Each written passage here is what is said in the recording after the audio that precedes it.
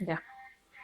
Bueno, lo primero que hemos hecho ha sido sacar esto de aquí con mucho trabajo y después de sacarlo hemos visto que tiene aquí unos tornillos, que son estos, que son 5 tornillos los que tiene.